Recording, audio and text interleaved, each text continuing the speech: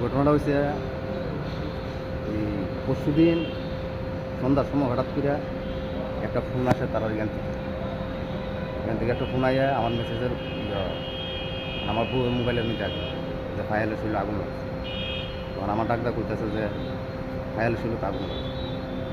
এই কথা শুনলই আমি গেছি গিয়া সেটা শুনছি হসপিটাল বলছে যে এটা ওই ভাত রান্না কইরা সারছে ফেনাগাল বই এই সময়টার মধ্যে আপনার শারীরিক আসল নিয়ে না সাদ্দরের আসল জানি আগুন লেগে গেছে, মানে আগুনও পড়ছে এটার থেকে মানে ভুল লেগে থাকে এই দূরে আমি বাচ্চাটা কিছু হয়েছে না আমি কই থাকতাম তো মানে এখন পর্যন্ত বাচ্চার কোনো খারাপ কিছু পাইছি না শুনছি।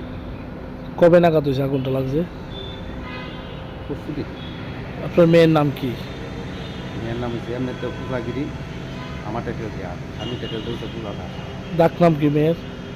পায়াল। তো এই স্বামীর নাম কি? প্রীতম দাস। স্বামী কি করে? সেও তো চালা।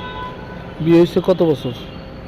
3 বছর মানে 21 চলে সামাজিকভাবে বিয়ে হয়েছিল? না প্রেমের কোনখানে ঘটনাটা হয়েছে? হয়েছে আপনার এলিয়াম রাজনগর।